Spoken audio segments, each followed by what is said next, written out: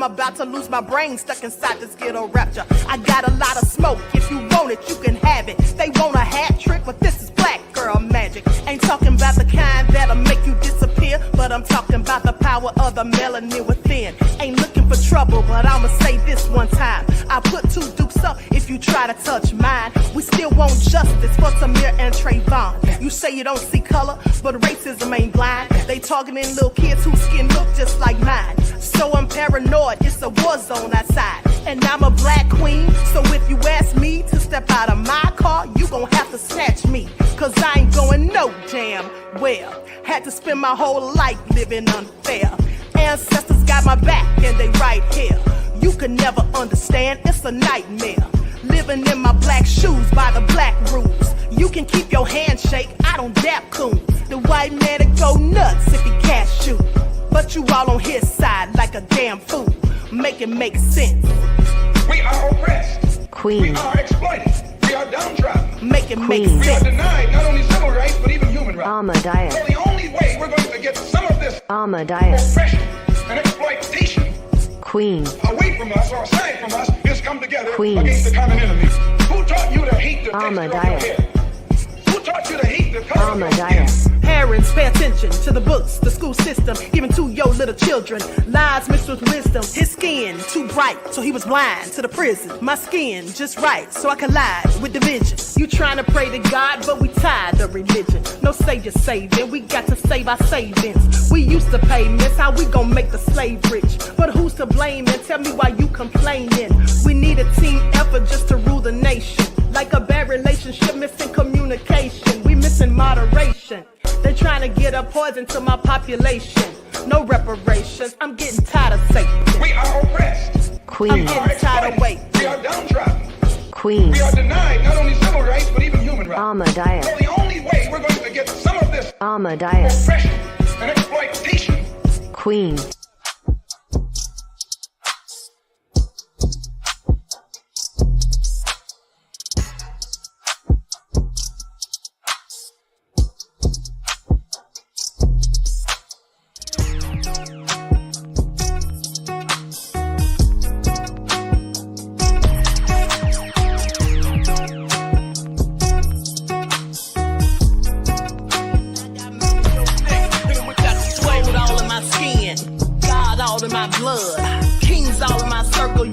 One of mine and you're done. They show no love for the queen.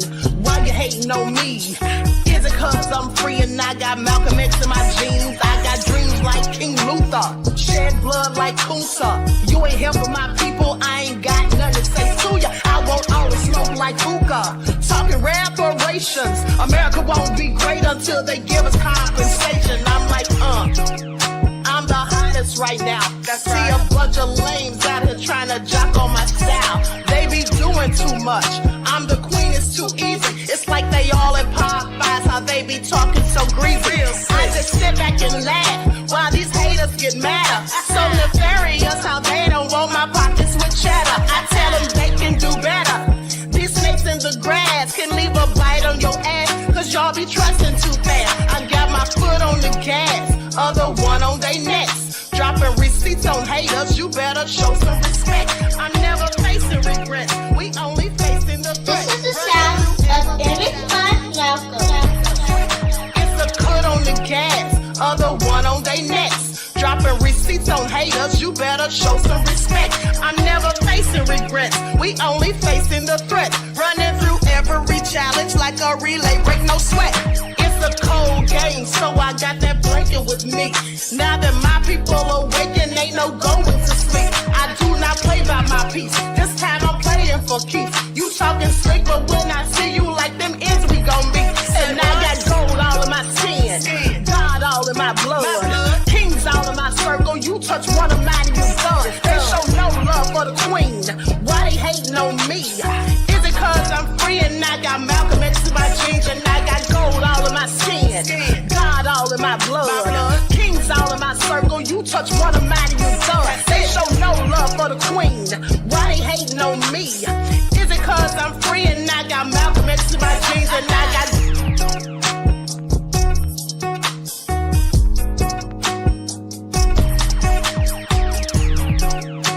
This is the sound of misconduct. Hello, everyone. Hello, everyone. Thank you for tuning back in once again to the original Queen Ahmadiyyah Shakur show. I'm your host, Queen Ahmadiyyah Shakur, and this is a morning wake-up call. So as you're coming in, please feel free to go ahead and subscribe to the channel. If you have not done so already, be sure to click that notification bell and click the word all so you're notified each time the Queen Goddess goes live. All right. And if you don't like what the Queen is cooking, you already know what to do. Okay. Don't forget to follow me on Instagram at Dr._AShakur, TikTok at Dr. A Shakur, Twitter at DGoddess27. All right. Hello, Sharon, Kenyatta, H-Town. Okay. Mr. Hotel, Pearly is here. Bithia, Juju, Sharon, Black Women Stand Up, Courtney J, Pearly. All right, Bithia, did I say you? Curly Girl is in the house. Okay, so shout out, Mr. Hotel said, Dr. Shakur often imitated but never duplicated. All right.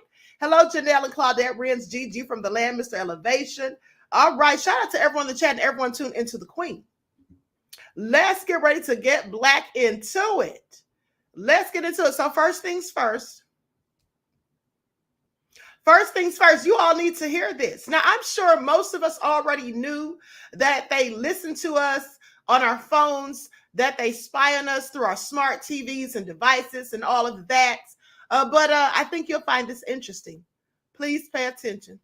U.S. government may be spying on citizens with AT&T. This is one of the reports that has come out. So they say, the U.S. government has reportedly been spying on its citizens for years, with telecom carrier AT&T on its program. Now, according to a report in Wired, a lesser-known surveillance initiative, the Data Analytical Services, known as DAS, now this program has been used to track over 1 trillion domestic phone records annually in the United States. This program is said to have enabled federal, state, and local law enforcement to scrutinize the phone data of countless Americans, including those who are not even suspected of having committed a crime. These people are victims and have been so for more than a decade, and that's likely you. You're likely one of the victims. You know what I think about all of this? Well, I'm so glad you asked. You see, I think that we should be filing a class action lawsuit. Okay, because first of all, why is AT&T, and I want you all to pay attention, why is AT&T allowing them to use our data, giving them our private information? Why do they have access to that, especially for people who are not suspected of having committed any type of crimes? That means they have no probable cause. Okay, please pay attention. I don't know about y'all, but I'm looking into filing a lawsuit. So according to an internal memo obtained by Wired, the program known as DAS initially went by the name of Hemisphere. So hold on, these pop-ups.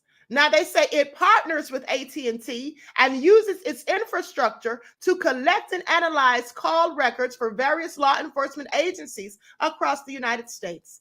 DAS not only focuses on individuals who are in direct contact with criminal suspects, but is also claimed to extend its scrutiny to anyone connected to these individuals. Now, the program is said to formally allow federal, state, and local law enforcement to access and analyze large amounts of domestic phone records spanning over a decade.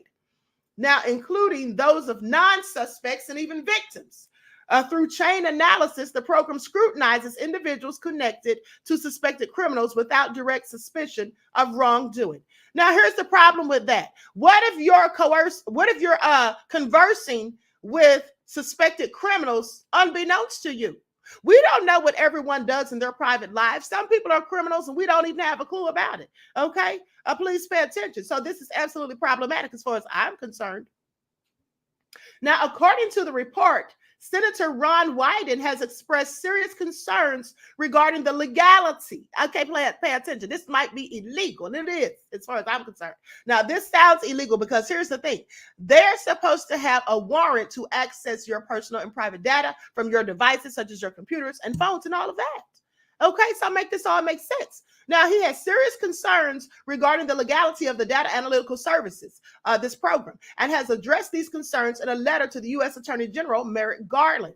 In the letter, Wyden highlighted troubling information that was confidentially shared by the Department of Justice.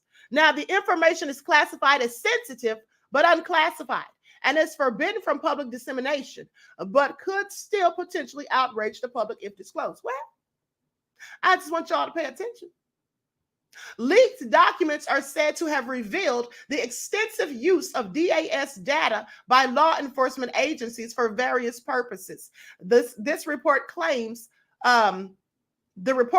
include identifying associates of suspects and solving cases that are unrelated to the original investigation.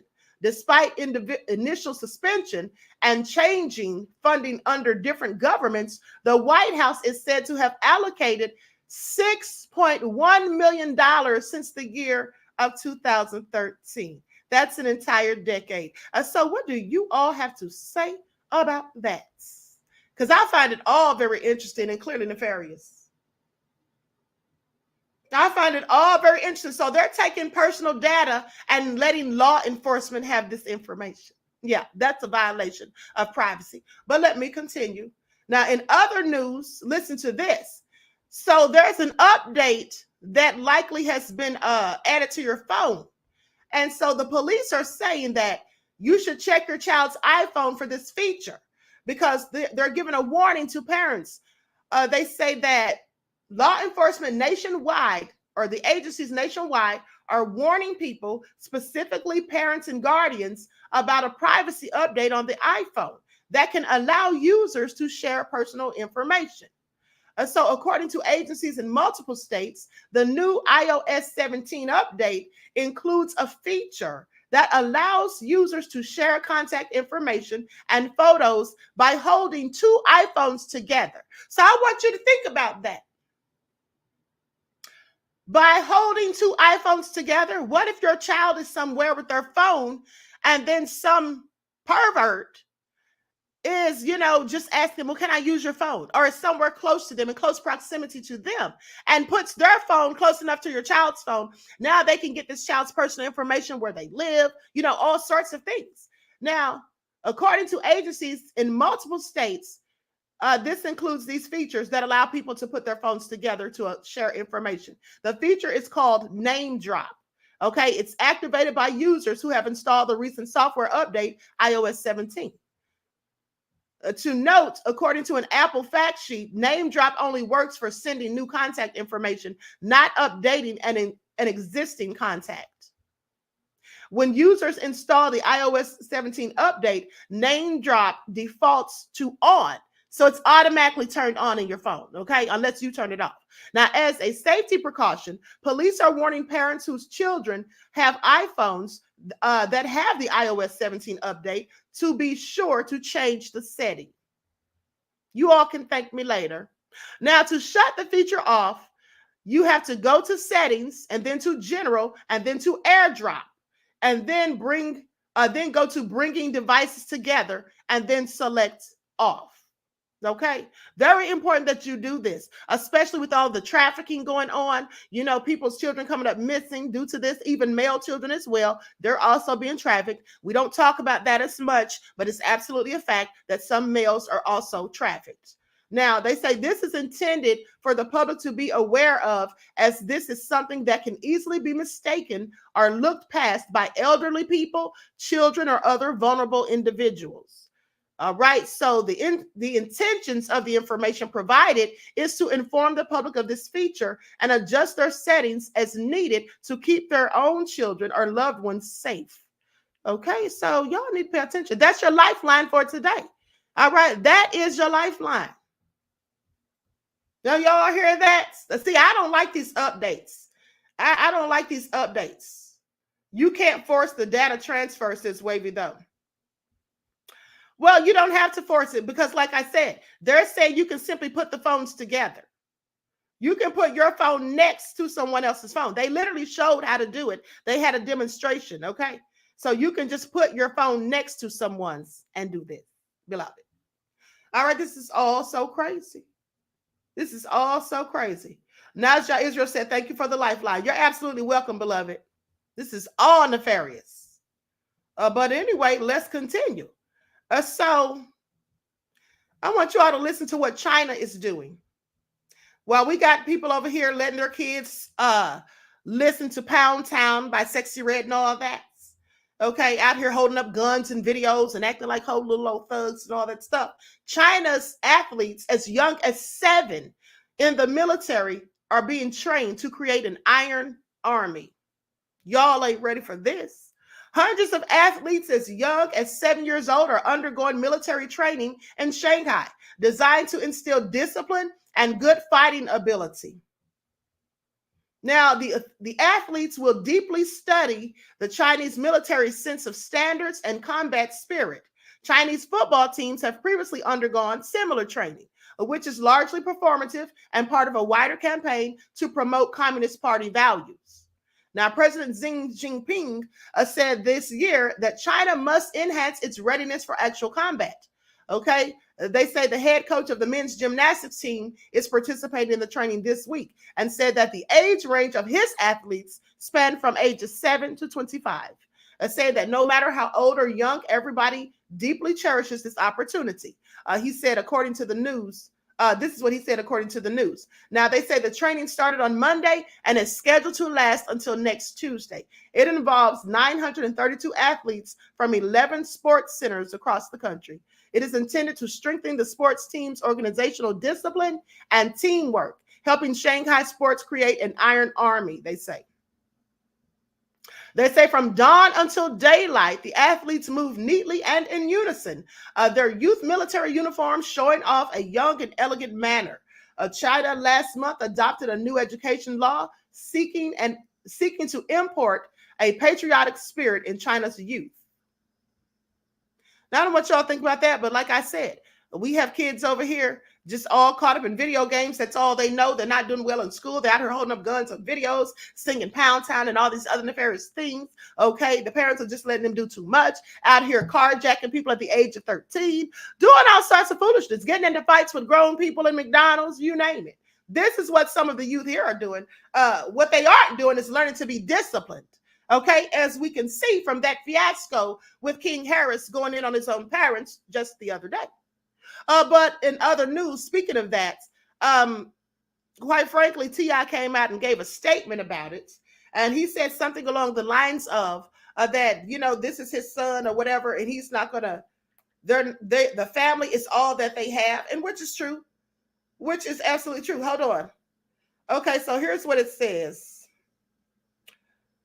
He says, F what this internet talking about, the H family tied like a knot. We all we got for life. I'm a ride to heavens to the depths of hell about my junior, and ain't nothing gonna change that. Now tune in to the new episode, okay, with me and Junior. So he has a podcast episode that he and his son did together where they talked about the altercation and several other things, okay? So with that all being said, and listen, of course, that should not be a surprise. Of course, you're going to stick by your children. Whether they're good, bad, or indifferent, you just try to instill in them the right thing to do and teach them to be disciplined and have respect for themselves and others, specifically their parents, and you try to do the best you can. So I'm not surprised by that. But at the end of the day, the thing is, when your children go out here and make your business public and get on live and say all these things, they're in fact putting everyone else in your business. So don't say F the internet, because at the end of the day, we all know that when stuff hits the internet, people are going to talk about it and voice their opinions. And that's just what it is. Okay? That's just what it is. So anyway, let me continue.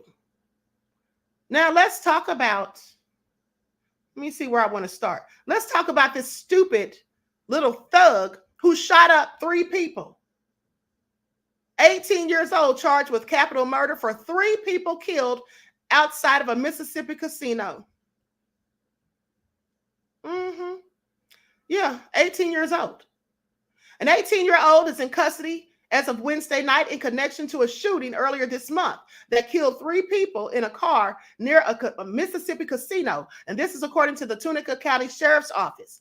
Dante Cornell Taylor, okay, is being held without bond in the triple homicide that happened on November the 10th in Robbinsville. Now, they say 3 people were found dead after a bullet-riddled car hit a pole near a casino on Casino Center Drive. The victims were previously identified as Tenequa Tenise Moore, age 25, of Robbinsville, Deshaun Montario Isabel, 24, of Tunica, and Stephen Dwayne Burtz, 23, of Dundee. So TSCO said that Moore was pregnant at the time of her death. So they say, according to the outlets, the 18-year-old Taylor was charged with 3 counts of capital murder, 4 counts of shooting into a motor vehicle, and 4 counts of conspiracy to commit a crime. Moore's father, Teddy, spoke to Fox 13 shortly after the deadly shooting and said that the group was leaving a nearby sandwich shop toward a casino hotel, but they never made it back. When deputies found the car, it was covered in bullet holes and had crashed into a pole. TCSO also said the homicide investigation is ongoing with more arrests possibly to be made. And they've asked anyone with information about the homicides to call the sheriff's office at 662-362-1411, or you can simply call Crime Stoppers at 662-910-0400.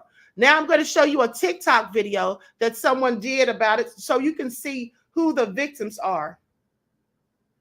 This is also sad, and the woman was pregnant, okay? This is what I'm talking about right here. Who's raising these thugs? I have questions. And I know as parents, you can't be accountable for everything that your child does, but don't you, if you're paying attention and doing a good job as a parent and being diligent, don't you have some idea if your child is going astray, if they're hanging out with the wrong people, if they're skipping school, if they're bringing home money that they didn't go to a job to get, like perhaps they're selling drugs? Wouldn't that just give you a few clues? I just have questions. Tenequa Tenise Moore, 24-year-old Deshaun Montario Isbell, and this was 20. I wanted to bring you guys an update to this story. Wednesday, November the 22nd, the Tunica County Sheriff's Office charged Deontay Cornell Taylor of triple unaliving. This happened on November the 10th, which was on a Friday in Robbinsville, Mississippi. If you remember, I bought this story.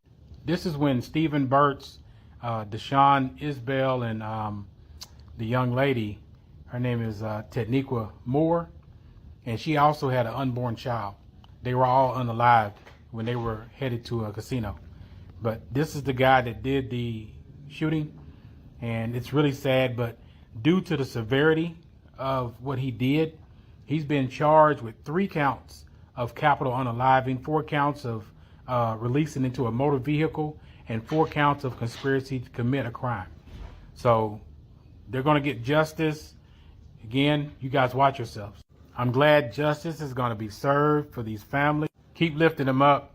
Come together as a village. Again, you don't know what somebody has on their mind. Watch your surroundings, keep your head on swivel, and stay vigilant. Absolutely, I agree. So that's a very sad and tragic story. 3 people's lives lost, and even an unborn child lost. It's all crazy. By a thug that someone clearly raised. Please pay attention.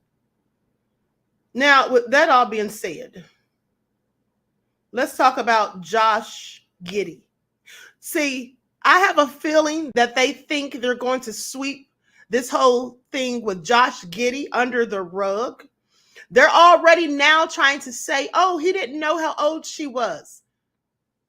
I don't believe that. But even if he didn't, he still should be held accountable, just like the black guy who went to prison and he didn't know how old the girl was. In fact, she had a whole fake ID, like I told you. But anyway, this is what I want you to listen to. There's an audio of another Australian basketball player who is basically, trying to defend him and say that he didn't know these things and that if he did know, that would be a different story and all of that.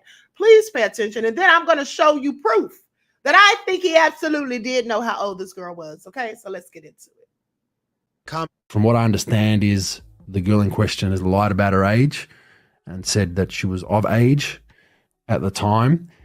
This has also happened, I think, over a year ago now. I don't think this is something that's happened recently, much to people thinking on social media it has.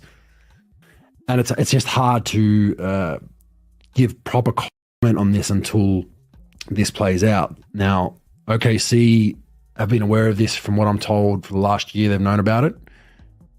They have deemed Josh free to play. They don't see any concerns. The NBA have allowed that, which is kind of telling because when these kind of things happen, the NBA kind of tries to really, take a couple of games off till we figure this thing out. But on the flip side, I don't think they can do anything, even if there was, some smoke to this fire, until there's formal charges. I think as per the CBA, I don't think, pending an internet Twitter investigation, they can step down a player from playing.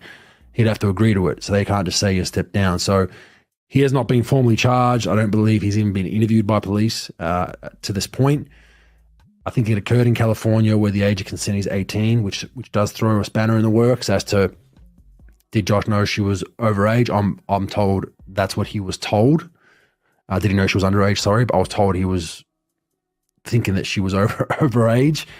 But just a messy situation for everyone involved. I think for this to go down the legal route, I believe the girl in question or the family have to formally press charges saying that he knowingly knew she was of this age. From what I understand, that will not happen because the girl lied about her age. So you see a lot of this stuff going on the internet. When I first saw it, I was like, oh my God, this is crazy. And then, you got all these CSI people on the internet digging up wrong photos of different girls and captions and this and that. It's just an absolute shit show as it is online on social media. So as I said, if this is a 19, 20-year-old knowingly saying, I know you're 15, let's hook up, no sympathy from me whatsoever. I don't think that is the case with. I don't really care what he thinks. I only care about the evidence and the facts and the proof. And I love how he said this incident happened over a year ago. I know some people think it's recent. I don't care when it happened. If they can go dig up all this dirt on Diddy, and all these other folk, right? I'm sorry. Time has no limit, okay, for him being accused of this and for him being likely knowing that this girl was underage. Now, the reason I think that he absolutely knew that she was underage, and also here's the thing, let me say this. He said that the girl lied about her age. How does he know this? Did Josh tell him that? And if Josh told him that, how does he know that Josh isn't the one lying? Because that's what anyone would say, right? When they stand to lose their NBA career, when they stand to face charges that could send them to prison, of course, they would lie and say, well, I didn't know how old she was. She never told me that she was only 15. Isn't that what most people would say in his instance? In this instance, of course it is. Now, with the other case, with the young black man, of course, there was proof that she lied about her age, the 17-year-old girl, because she was inside of a club where you had to be at least 21 to enter.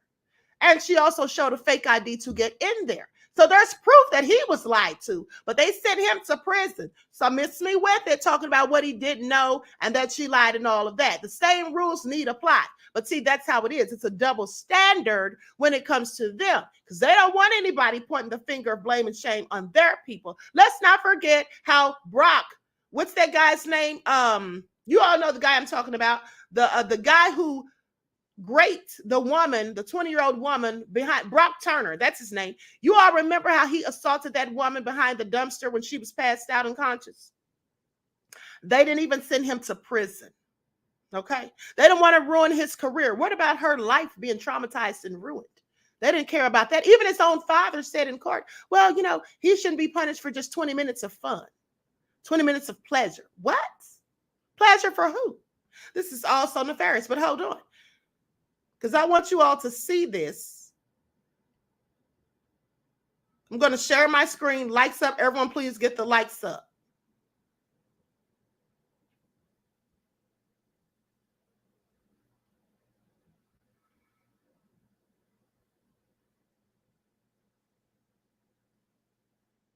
Hey guys, I dated Josh. We don't have to talk about it. What's up, my man? Right from the club. Me and my girl.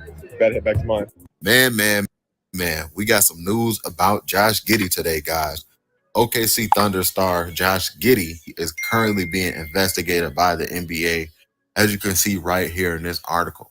And the reason why Josh Giddey is being investigated is because a lot of this stuff had came out. As you can see right here, here's a screenshot from Twitter that went viral. Josh Giddey has sent this screenshot to his girlfriend, the girl who is allegedly supposed to be a minor that he is currently in a relationship with. So Josh Giddey, as you can see right here in the messages, he said, go ahead in private. She said, yeah, thanks for the advice. Now, after that, she privated her Instagram. And I'm going to skip past that because she's a little scantily clad and I don't want any problems with ScrewTube. Josh Giddey on several occasions. Now, this is what another young woman said, basically saying that Josh was asking girls in high school. This was 2 years ago, they say. Okay. Asking girls in high school to hook up him with other young girls.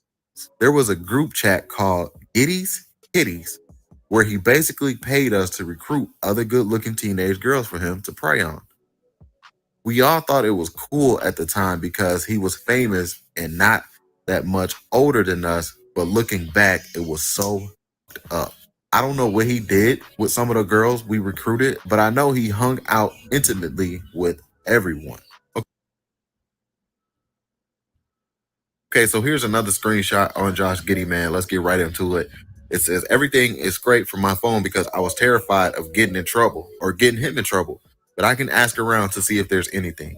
Okay, and the person also sent a picture of Josh Giddey, and you can see captions in there. It says, "Atta girl, daddy is pleased." At the bottom of it, it says, "You said she's 17 though, right? Do you know anyone younger?" I found this from a while back. He's so fucking creepy in hindsight. Okay, so that's some of the stuff that's being put out. Now, I just want you all to pay attention. I'm sorry, excuse me, say what?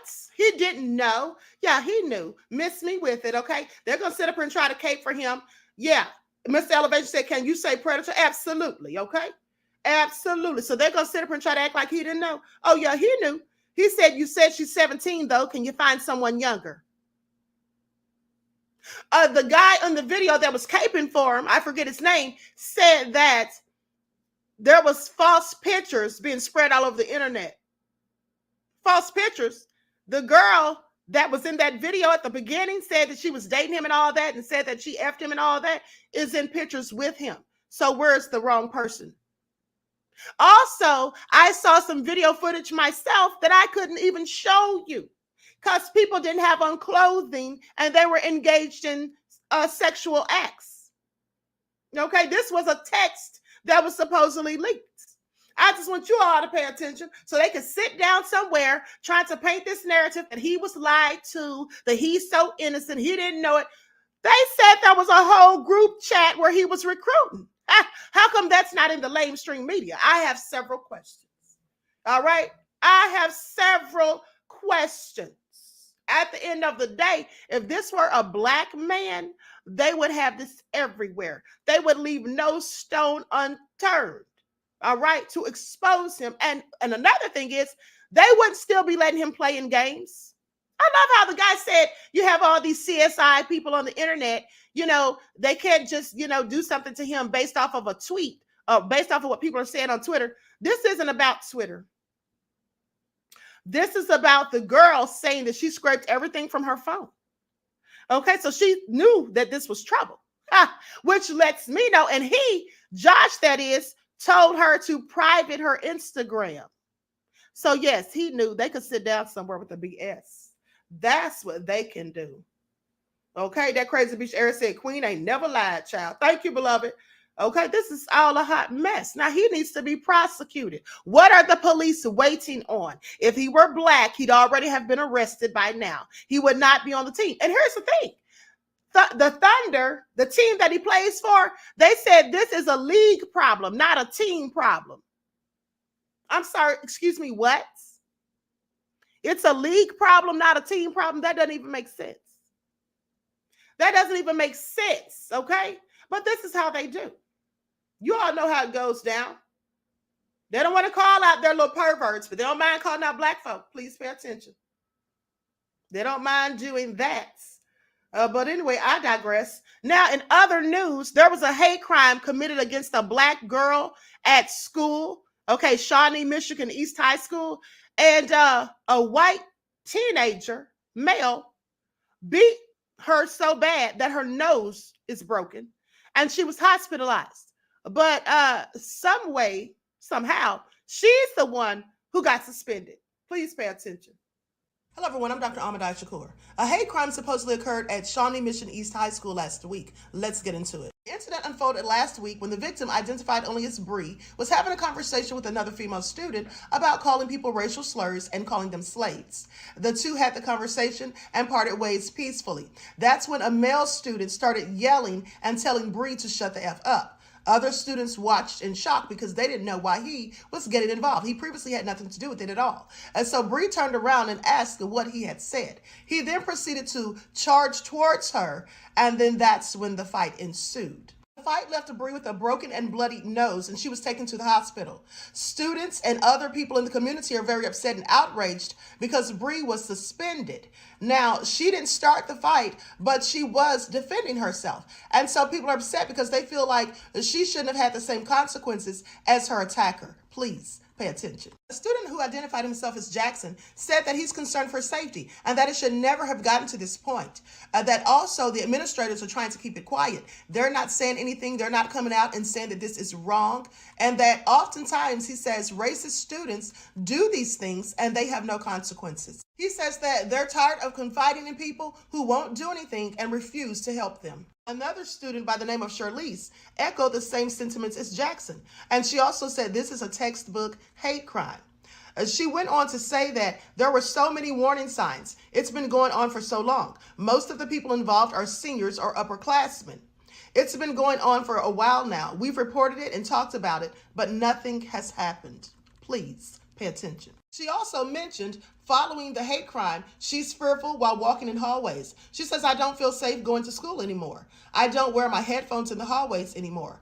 I have to be on the watch. Now, thus far, Shawnee Mission East has not directly addressed it or denounced it, but they did issue a statement in an email that they sent to parents. And it reads, as a school and a community, we know that in order for students to learn, they must feel safe and supported.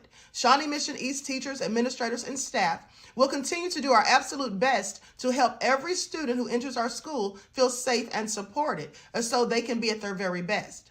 The words we use matter. Racially charged language, insults, and slurs will not be tolerated at our school. Well, that all sounds good, especially when you're trying to, appease the parents of these children who are clearly concerned. But at the end of the day, they're not doing what they're saying. These students, I don't believe they're lying. They're all saying, numerous of them are saying that nothing is done. And when these incidents occur, that the staff and administrators turn a blind eye.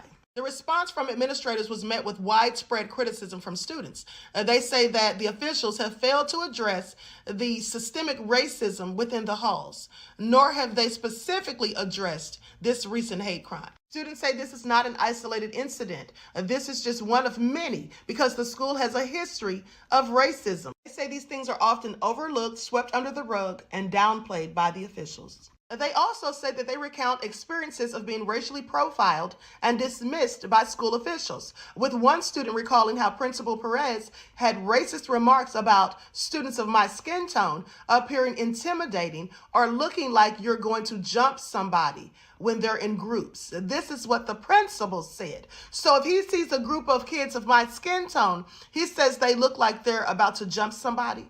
Really? Yeah, that's absolutely racist. And then we can see why they allow these things to fester and continue, because the staff and administrators are likely the same way as these students that are being racist. Please pay attention. In response to this, the students have taken matters into their own hands. They organized a walkout to protest the school's handling of racial issues. The students' demands are clear: stricter policies against racism, the expulsion of the attacker, justice for Bree, and potentially firing numerous administrators. The students' actions highlight the growing impatience that they have for the systemic racism within this school. It also shows the urgent need for the school to do something about the way they address these ingrained issues of racism and how these people are dealt with when they're acting out and being racist, and how the students who are the victims are also being treated. With that all being said, TikTok, this is for entertainment purposes only. Also nefarious. So the school has a history of racism and the students are very concerned. Okay, all they do is sweep it under the rug. And at the end of the day, they can sit there and say that, they don't have tolerance for racial slurs and all of that. But if the principal himself is racially profiling these black students, saying they look like thugs or they look like they're about to jump someone, what kind of mess is that? He should be fired on the spot. And something definitely needs to be done. Somebody needs to step in at the end of the day. And the students staged a walkout, but that's probably not going to even accomplish much, because these people all seem to be working together in unison. And by them, I mean the staff and the teachers or the administrators. Okay, because this has been going on for years, according to these students. This isn't the first incident either. So just take attention to that. Now, let's talk about Young Thug. Let's talk about Young Thug. I'm going to play the audio for you all with the opening arguments or the opening statements, right? We're going to get into that. Everyone, please get those likes up. Right is right, right is wrong, and what's wrong is right, says just another woman. Yeah, this is how they do it. Terry Hinton says the whole damn system is racist here. Absolutely. It absolutely is. Okay, so now let's talk about Young Thug. I'm going to play this audio for you all. First of all, no, before I play that, hold on just a second. Hold on just a second. Let's go to this news report first and foremost. In the opening statement, Young Thug is painted as an artist who escaped desperation, became tunnel visioned, and a target of police and prosecutors. Okay, so I'm going to share my screen so you all can see this report first.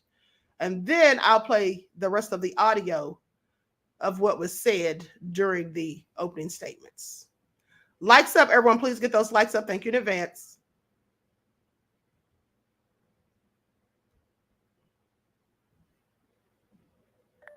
Today, Young Thug's attorney was a big focus of the second day of opening statements in the YSL racketeering trial. Now, Jeffrey Williams, who goes by the rap name Young Thug, is one of 6 defendants charged in this case.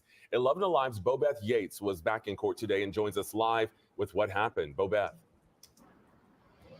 Well, Jonathan, Young Thug's attorney Brian Steele painted the rapper as a hard worker who pulled himself out of poverty to become a Grammy Award-winning artist. That's a completely different picture than what the prosecution painted in their opening arguments. Take a listen.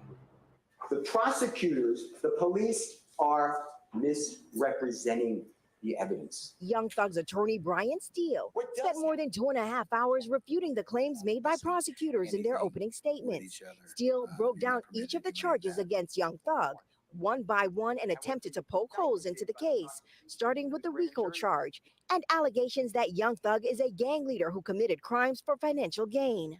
He is a Grammy Award winner, XXL Awards, BET Awards, Billboard Music Awards. Every single year since 2014, that's what he has accomplished. He is not sitting there telling people to kill people. He doesn't need their money. Jeffrey's worth tens of millions of dollars.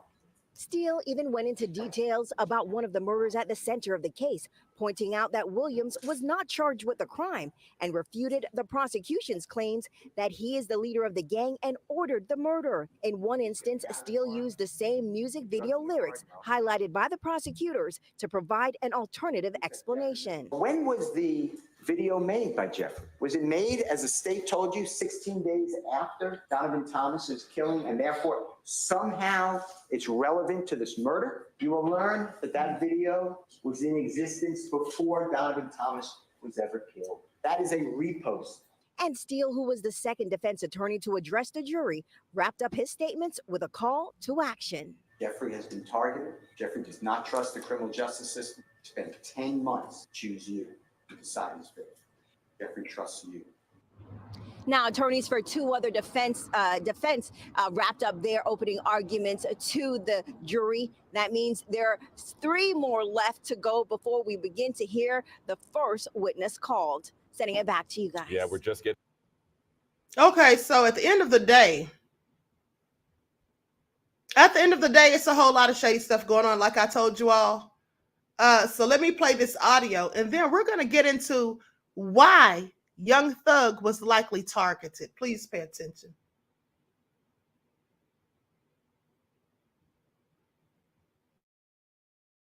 Get an appeal, take it to trial.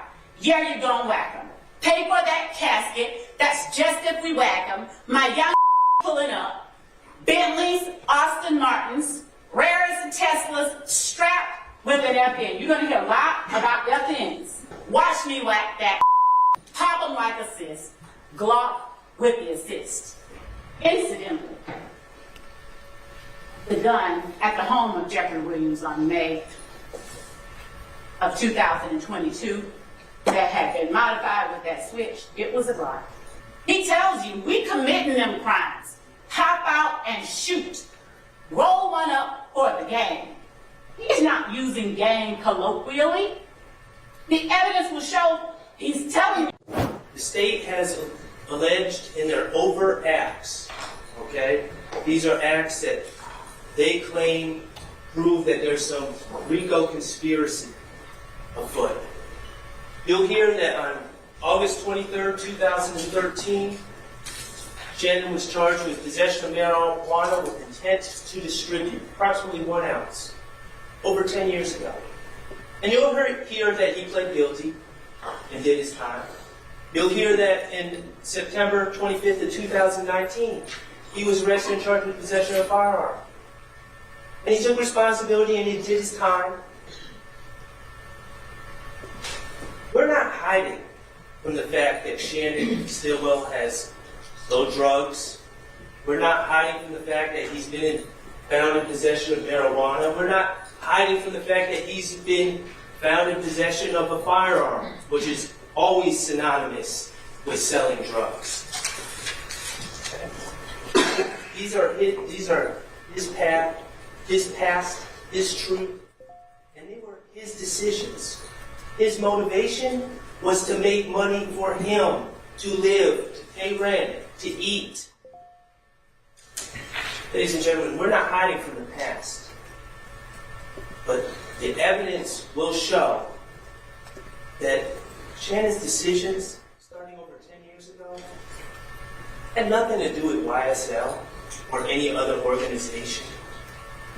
You won't hear evidence that Shannon was selling marijuana and then calling someone from YSL saying, hey, I got some money to support the organization, or calling Jeffrey Williams and saying, hey, I got some money for you, man. No, it was for him. He was a drug dealer. He pled guilty. He did his time. Detective Thor is the Atlanta Police Department detective that was assigned this case in January 2015, and you'll hear that he gathered the evidence from the crime scene. There was no DNA, there was no fingerprints of value, and there were no eyewitnesses on January 10, 2015. On October 19, 2015, 9 months and 9 days After the Donovan Thomas shooting, a man named Nicholas Robinson was arrested on the streets of Atlanta, brought to Fulton County Jail for various pending charges. And you will hear evidence that Mr. Robinson decided he needed help. And we'll hear that he contacted Atlanta Police Department and got in touch with Detective Thorpe. And Detective Thorpe came out and interviewed this Nicholas Robinson. That Nicholas Robinson told Detective Thorpe that he saw it all. And he saw the people that were inside the car. And he gave names. Nicholas Robinson said, I saw Antonio Sledge. He came out the sunroof, shooting. I saw Kenneth Copeland. He was in the front passenger seat. I saw Demekion Garlington. He was the driver of this car. Quindarius Zachary, he wasn't there, but he supplied the gun to Antonio Sledge. And yes, I saw Shannon Stillwell, my client, in the back, passenger side, shooting a handgun. You'll learn that during this interview with Nicholas Robinson, it wasn't only Detective Thorpe. There was another investigator there, an investigator Gaither. And while Detective Thorpe was talking to Nicholas Robinson, Detective Gaither was doing some investigation of her own and looking into Nicholas Robinson and who this guy was who had just been arrested. And after Nicholas Robinson picked out all these people, including my client, Detective Gaither had to tell Detective Thorpe a little secret. Detective Gaither had to tell Detective Thorpe,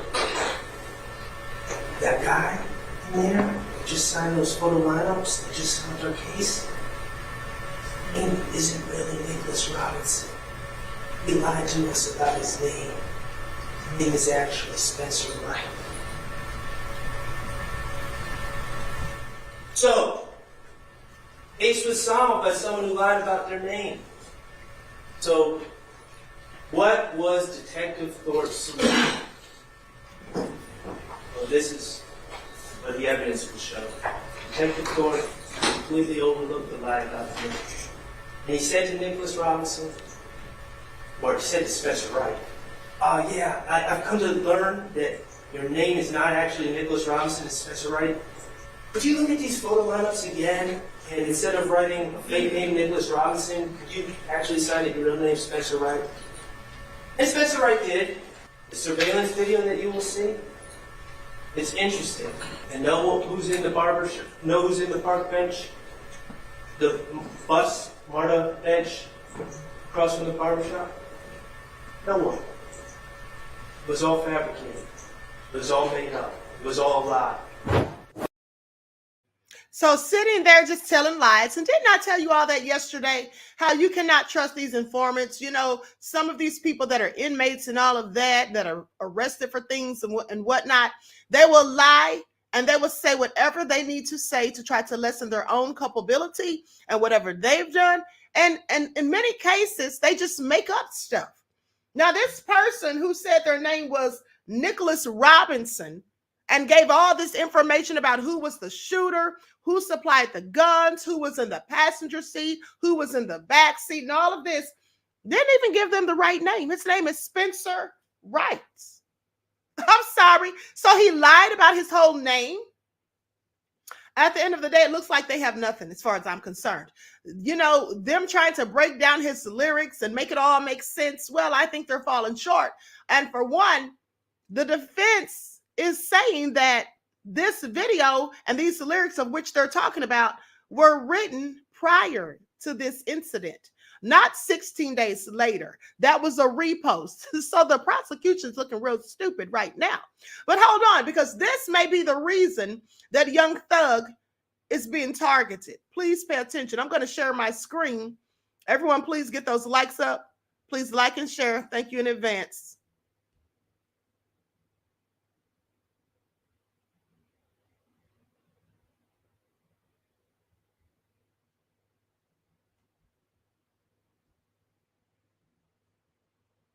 Atlanta rapper is planning to build his own city somewhere in the metro Atlanta area after getting 100 acres of land for his birthday. Young Thug turned 30 last week and got the land from his manager / real estate agent, and he's calling the land Slime City. We're not sure what he's planning to do with Slime City or even where yet Slime City is. The way. Now, I find that all very interesting. I find that all very interesting, don't you? Because we already know they don't want Black people separating themselves, okay? They don't want us building these micronations. They don't want us doing that. They don't want us having our own communities. They don't want us doing that. The only time they want us separated from them is when they decide to do so. When they want to keep us out of their country clubs, when they want to redline us and keep us out of their neighborhoods, then it's fine. But if you do something that keeps them away from Black folk, well, then it's a problem. So just maybe, and I'm not saying this is absolutely the case, but I have questions. I have questions. Is this young man being targeted because perhaps he wanted to build his own community? Okay, we know how it goes down. We know how it all goes down, okay, at the end of the day. And so please pay attention. Okay, Naja said, looks like sabotage. Exactly. It does look like sabotage. I mean, I find it very interesting, okay, that they want to go after him after he talked about getting his own community and purchasing 100 acres of land. Isn't that something? And so, like I told you on yesterday, the prosecutors and the judge, they seem real shady to me. First and foremost, I do believe that the judge should have granted a mistrial when it was requested because the prosecutor didn't disclose and divulge all the information during the process of discovery to the defense. Okay? And she didn't share all of the information that was on those PowerPoints that she brought and presented and any of that. And then the judge is being very hostile, in my opinion, from watching it. It seems like the judge is being very hostile towards the defense attorneys. So I have a whole lot of questions. And then here's the thing. Why would the prosecution, if they were actually being ethical as they should be, why would they use the testimony, statements from a known liar who lied about his very name? Why would they think there's anything credible about him? I just have questions. So anyway, with that all being said, let's talk about Diddy. Now, yesterday, when I was going in on Diddy, my moderator Desmond posted in the chat that Diddy had stepped down from Revolt. I could have broke that news too, but I didn't see that until after the fact when I went and watched the playback. And I saw Silent D was like, Queen, read Desmond's comment. So sorry about that, beloveds. I have to pay more attention to the chat. But anyway, so yes, he stepped down from Revolt. They say in the wake of 3 sexual assault allegations and lawsuits against rap mogul Sean Diddy Combs, he has stepped aside as chairman of the TV network that he co-founded. Revolt said on social media that the hip-hop star had no day-to-day role in the business. Now they say that Mr. Combs has, of course, denied the claims, saying the latest ones are just a money grab. Before Mr. Combs temporarily stepped down, Dawn Montgomery, the co-host of Revolt's podcast, Monuments to Me, announced that she would not be signing on for a 3rd season of the show. Miss Montgomery wrote on X, also known as Twitter, she said, I'm a SA survivor, and I cannot be a part of a show that's supposed to uplift Black women while Diddy leads the company. Mr. Combs co-founded the Music Television Network and website in 2013, but it remains unclear if he will return as chairman. There was no official statement from him. And in the first of 3 lawsuits, musician Cassie Ventura accused him of rape and sex trafficking. Okay, so people are cutting ties with Diddy because it's not a good look and they know it. But that's not the end of it, because also the Harlem Charter School Partnership has asked him. Okay, they've asked him following the bombshell lawsuits.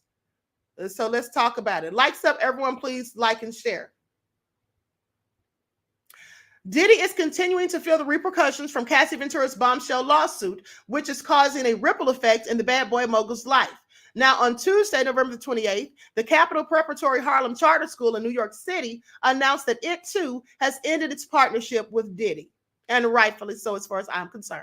Now, following a comprehensive evaluation, a decision has been made to end the partnerships between Capital Preparatory Schools and Sean Combs. This is what Dr. Stephen Perry, the founder and head of the school, said. He says, while this decision was not made lightly, we firmly believe it is the best interest, or in the best interest, of our organization's health and future. The Harlem Prep School opened in 2016 with the aim of offering more educational opportunities for young men and women in the community. A Bronx location opened in 2020. Diddy served as an advisor and provided support. They say the kids of Harlem should have access to opportunity and a quality education and deserve to learn on a campus that reflects the level of excellence that we aspire for them to achieve. Now, that's what Diddy said in 2021. This new campus for Capital Prep Harlem reflects my commitment to empowering as many children as I can and creating spaces for the next generation of leaders to thrive in every aspect of their lives. Despite Diddy's good intentions, his reputation has taken a giant hit over the last 12 days. Ventura filed the lawsuit November the 16th. And, since then, the Harlem Charter School's decision comes not long after Diddy stepped down as the chairman of his own company, Revolt. He reportedly made a temporary decision last week to vacate the role as his various lawsuits get sorted out. So, it's not looking good. I call it karma. How about y'all? But so let's get into some of the things that, have been previously exposed about Diddy. And one thing, let me say this. There are some men who are out here caping for Diddy. First of all, some of them foolishly tried to paint the narrative that it was an attack on black men. Okay, even if it were, Diddy still, has numerous of witnesses saying that he did certain things. But it's not an attack on black men. Okay, because as I told you before and pointed out, there are white men also being accused. Okay, because of the Adult Survivors Act in New York. And people were trying to rush and get their cases filed civilly before the deadline ended. But here's the thing.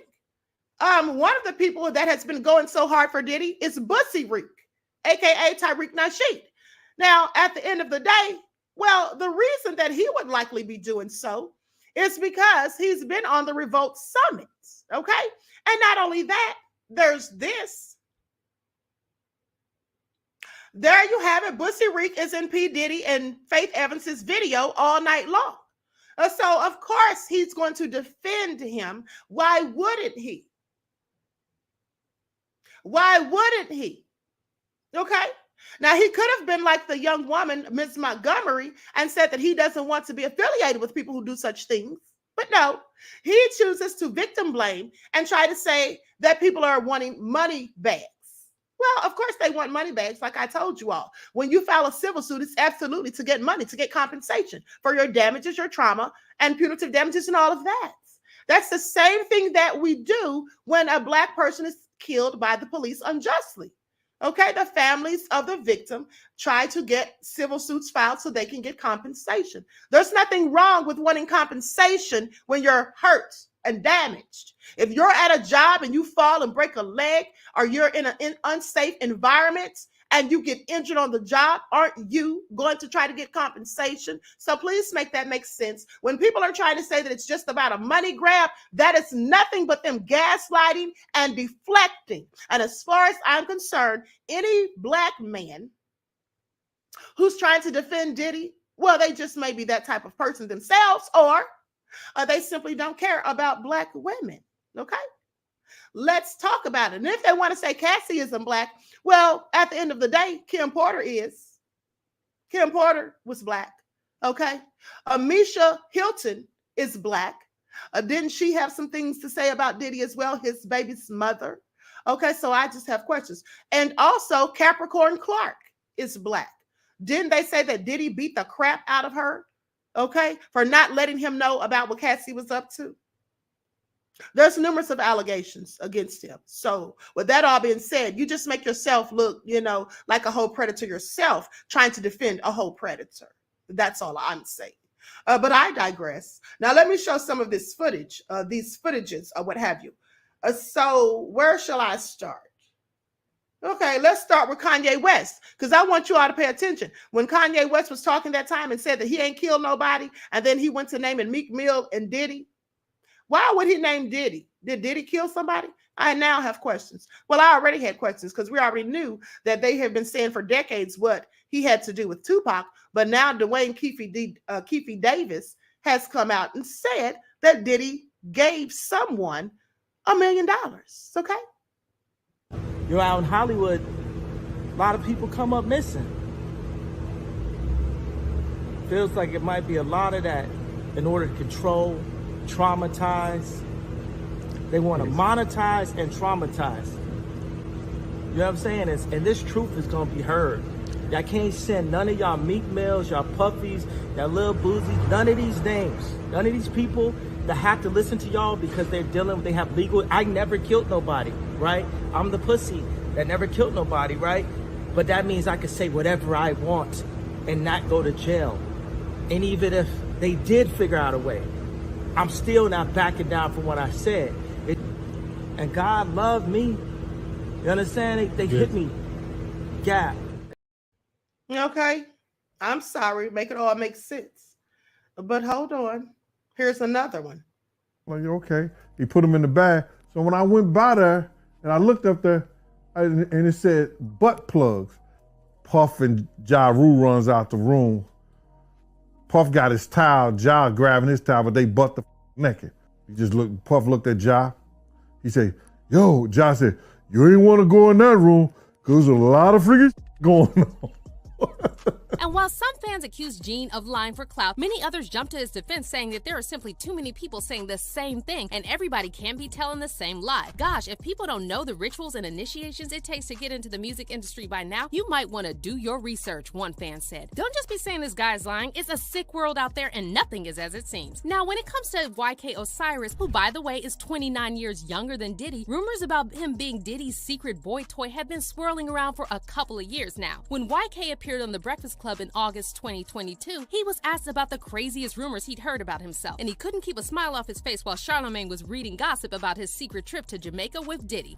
They say, nah, I ain't gonna say that. I heard about that though, but I ain't about to say that. But What was I ain't about to say it on my. You and Diddy? Yeah. Yeah, you and Diddy. You and Diddy what? You and Diddy. No. They said he was. Him and Diddy what? I'm just saying the rumor. I ain't never heard this, YK. They said he was. How you knew that? Now I'm about to Google because I ain't never heard this one. Yeah, I'm saying because that's nobody would ever say that one. Oh yeah. So here goes Envy. They said he was Diddy's boy toy. What? I was in Jamaica with him. Oh, I see it now. See? YK Osiris in Jamaica with his alleged boo Diddy. See? Can we talk about Diddy new boy toy YK Osiris? Why you did this to Diddy, man? It's messed up, man. Nah, why you even bring that up, Envy? I'm just asking about rumors so he can clear it up. That's what the breakfast. I didn't even know that. There ain't nothing that needs to be cleared up. Who believed that? There ain't nothing to be cleared up. I say I don't know what happened about that. When pressed to answer if Diddy really took him on a private trip, YK denied it. However, many fans jumped to the comments to say that his body language was saying something else. I was laughing. Yeah. Was you in Jamaica with Diddy though? He said yeah. No. Oh, okay. I was with a shawty. All right, but Diddy was there. No, he was a whole other different. Oh, so they just made this up? Yeah, they made it up. Yeah. Oh, Lord have mercy. Yeah, he was in a whole other different area. Like he was. Like, have you ever met Diddy? Yeah. Okay. Did he ask you to party? Yeah. Party? Man.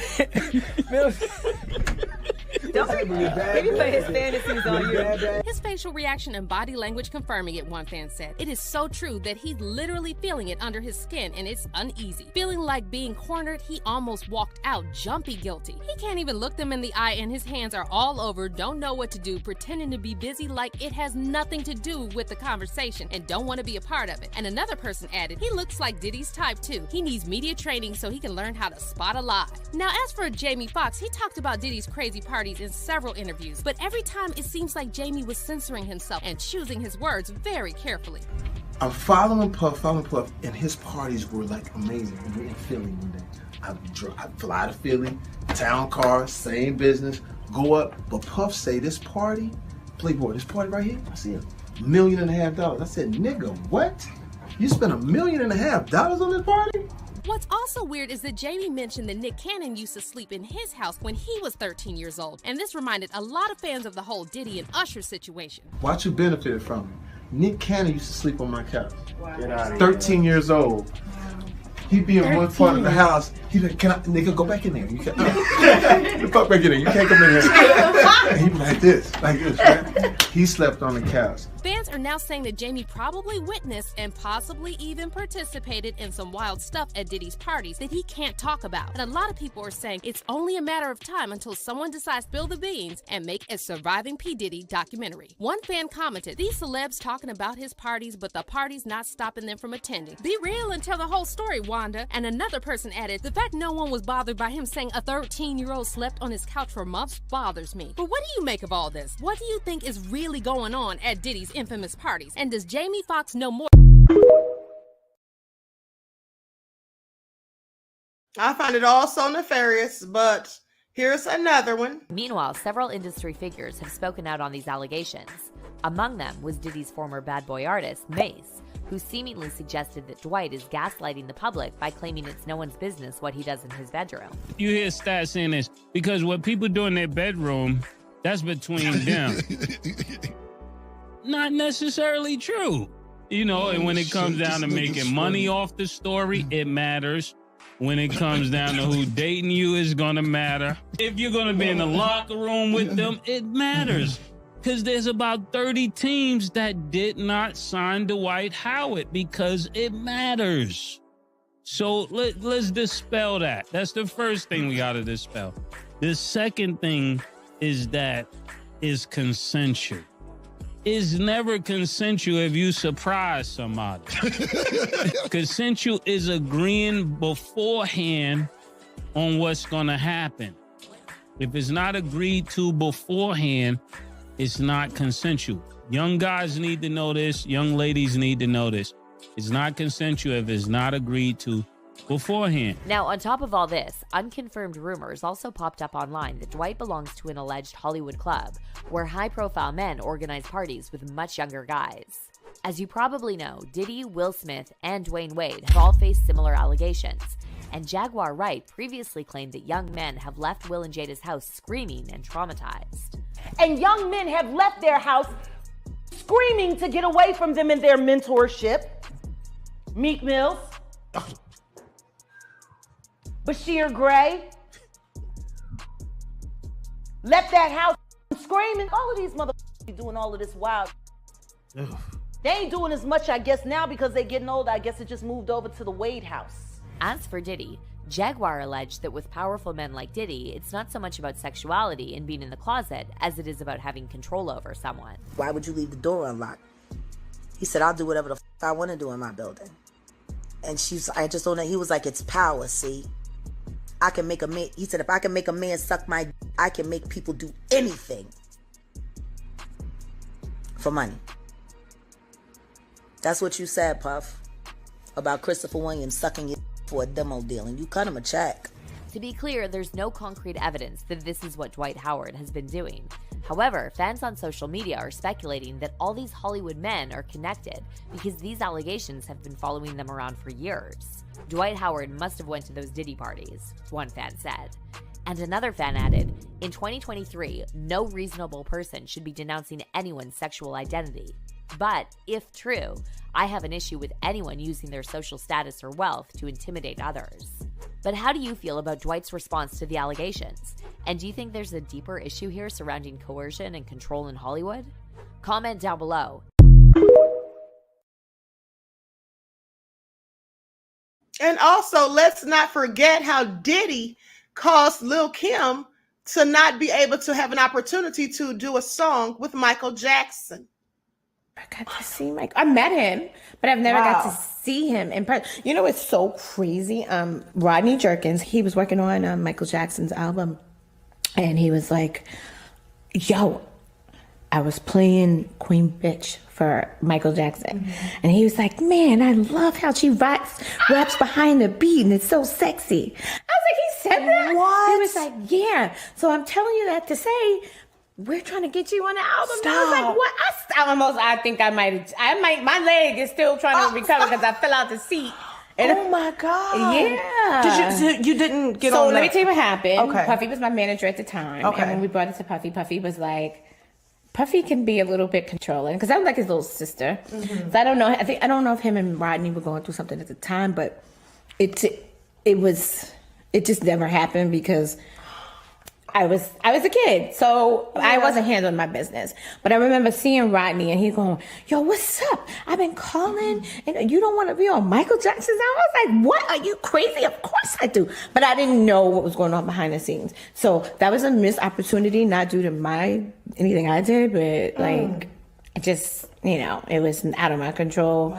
And I really, really, really, really, really, really, really, really, really just want to go somewhere and die. No, I'm just joking. Now, Kim was trying to put it nicely, quite frankly, but at the end of the day, they said the guy that was the producer for Michael Jackson, who came to Lil' Kim and told her that he'd let Michael hear her music, they said Diddy had a beef with that guy. Okay, so that's likely why he didn't even bring it to Kim. Okay, that's likely what it was. He was more concerned about himself than helping her to get the chance and opportunity of a lifetime. Okay. And I find it all very interesting. Also, if you all remember, Lil' Kim said that when she was in prison, Diddy never wrote her or came to see her, not once. And so, yeah, he doesn't care about his artists, never has, never will, doesn't care about any of them. The only thing Diddy cares about is himself. And as far as I'm concerned, he's getting exactly what he deserves. And I hope that he goes to prison because that's where he really needs to be as far as I'm concerned. Okay? That's where he needs to be. Yes, exactly. Love Her said the same way he did Shine. Exactly. Okay, exactly. So now he's getting his karma. Queen Fab said, let's not forget Cat Williams been telling us about all the weirdo situations. Yes, they absolutely have, beloved. You're right about that. Claudette said, facts, Queen. Okay, so anyway, with that all being said, that's right, Greta, justice for Kim Porter and Tupac. Okay, let's not forget that Diddy supposedly gave Zip $1 million to pay Dwayne Keefe Davis to take Tupac out. Now, according to Dwayne Davis, he never received the money. Zip ran off with it, I suppose. That's what they say. So anyway, I find it all so interesting. That Crazy Beach Era said, Queen is always on point. Thank you, beloved. Okay, that's right, Greta. Justice for Tupac and Biggie. Absolutely, because I think that Diddy had a hand in both of their demises. Okay, so anyway, with that all being said, I'm going to conclude this broadcast. I want to thank you all for tuning in once again. Please don't forget to like and share, subscribe to the channel if you haven't done so already. Be sure to click the notification bell and click the word all so you're notified each time the Queen Goddess goes live. All right, and for those of you who follow the spiritual channel, Queen Ahmadiyyah TV, More Than Meets the Third Eye, I will be live on there later on today. So make sure to look for your notifications and look for the links because I will be posting them in my community tab and on Twitter. Until next time, beloveds, each one teach one. That's how we grow and thrive. Do something productive, constructive, but never destructive. And always remember to keep the Most High first in your lives. Peace. Hey,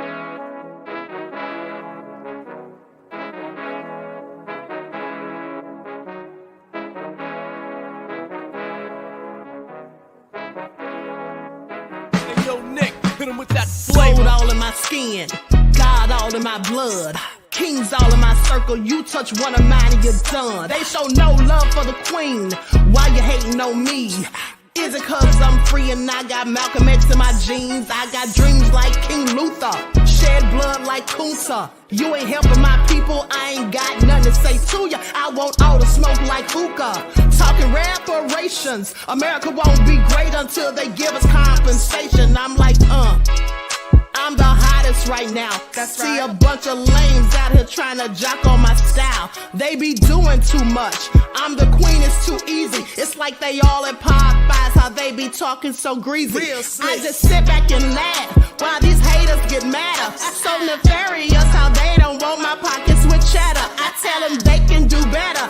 These snakes in the grass can leave a bite on your ass, cause y'all be trusting too fast. I got my foot on the gas, other one on they necks. Dropping receipts on haters, you better show some respect. I'm never facing regrets, we only facing the threats. Running through every challenge like a relay, break no sweat. It's It's a cold game, so I got that blanket with me.